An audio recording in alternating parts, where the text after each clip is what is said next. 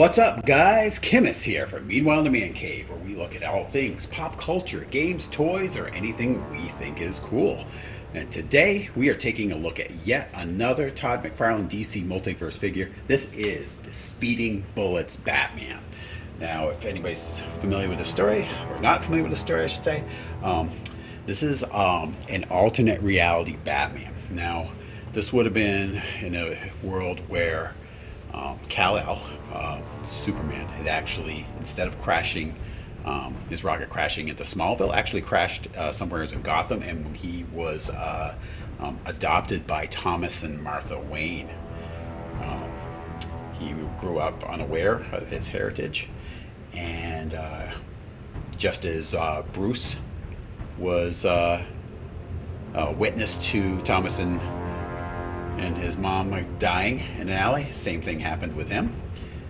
And but when that happened, his powers manifested, and he realized he wasn't quite normal. Later on, he ended up taking on the mantle of Batman. Pretty cool storyline if you get a chance to read it, but this is a pretty awesome figure. We're going to take a look at the back here. While the side's really nothing on here like there isn't with any of these Todd McFarlane figures. Now you got the back here. This is pretty cool. Got a picture of the figure himself. Pretty good lighting and everything on it too. All right, so let's get this guy out and take a look.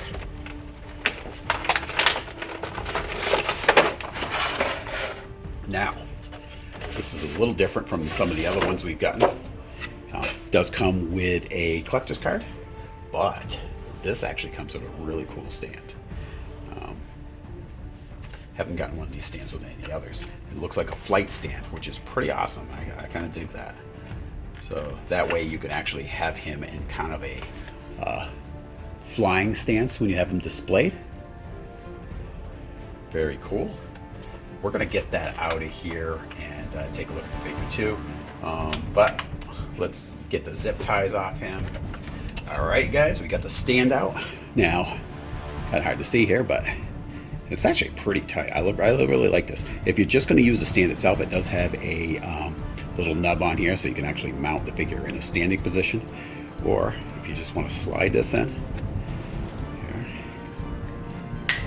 clicks into place, and then this pivots up and around, and it's a hook. That's great. I really like this. That's a really good feature. Really cool. There's a lot of figures I'd like to use this on. It's too bad they actually didn't sell these separate. Maybe they do, I don't know. But it's really awesome. I dig it. So let's get Batman himself out of here. Now, he's got a pair of fist hands here. See them there? Hard to make them out. There. Left and right fist. Alright, here he is, guys. I really like this figure. It's pretty cool.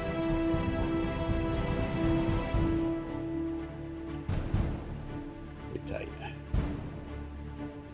Alright, so what we're going to do now, we're going to take a look at his articulation. As with all these McFarlane figures, pretty much standard articulation with those. You've got your pretty good range of motion with his hands here and the wrists. These ones move actually pretty easy.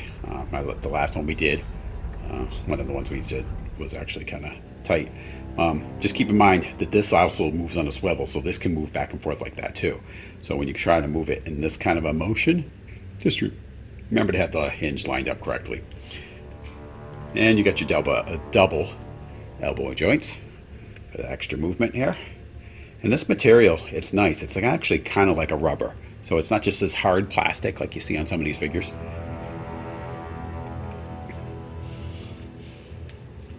Now you got your head movement.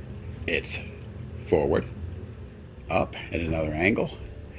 Now, the one thing that would have been cool is if you could have tilted it like back even further.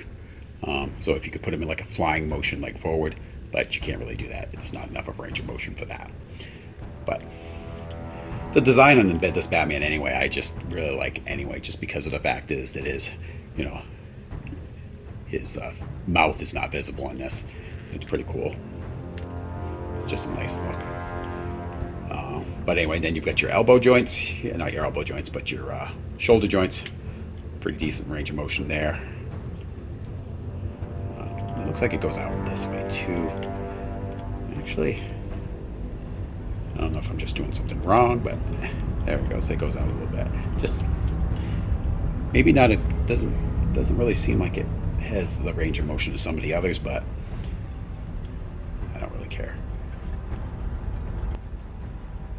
Yeah, this is going to be a really cool figure. Obviously, the same over on the other side. It's the same with all these McFarlane figures. You got your multiple joints at the waist, and the abdomen.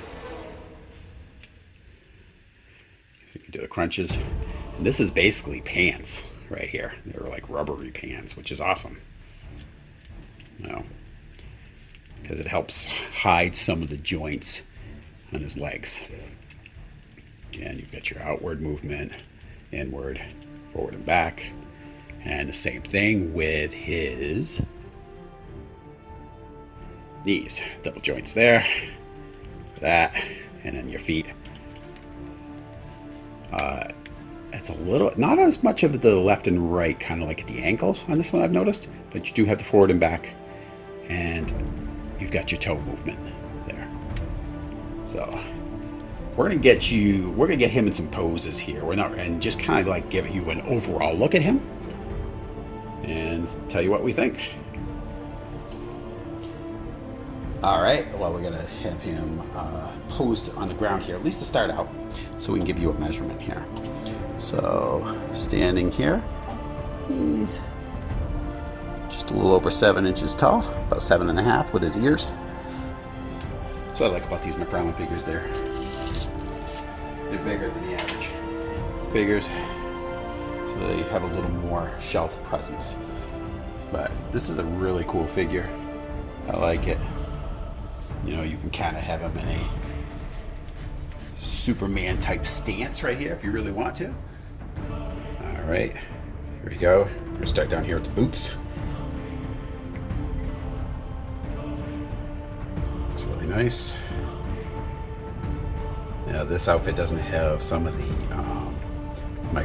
small textures that some of the other outfits did, like when we were doing the Blackest Night figures and things like that. Get the stripe going up the side here. Give it just a little more. Just to give it a little more accents. And that same kind of like ribbing that you have down here on his leg carries into his arms.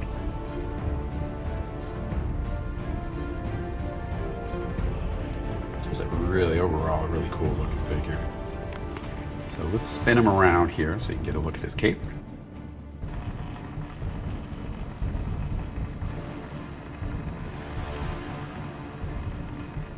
And I like that they made this version of Batman beefier, as it should be, if he's like basically Superman. Yeah. The connection point with the cowl and the cape right here. Pretty good. And the cape looks awesome. All the way down.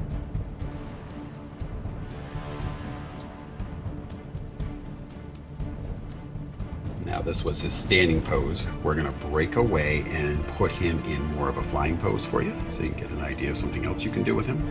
All right, so we got him into kind of a flight pose.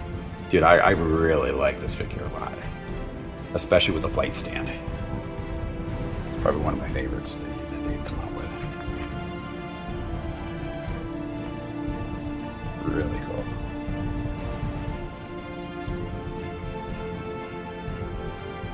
With the flight stand, you can kind of really experiment a lot with some different flight poses.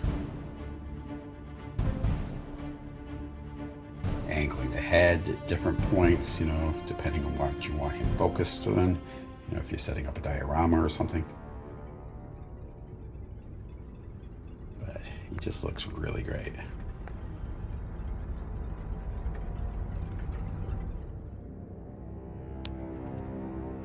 Definitely recommend it. It's a pretty cool story too. If you get a chance to read the book.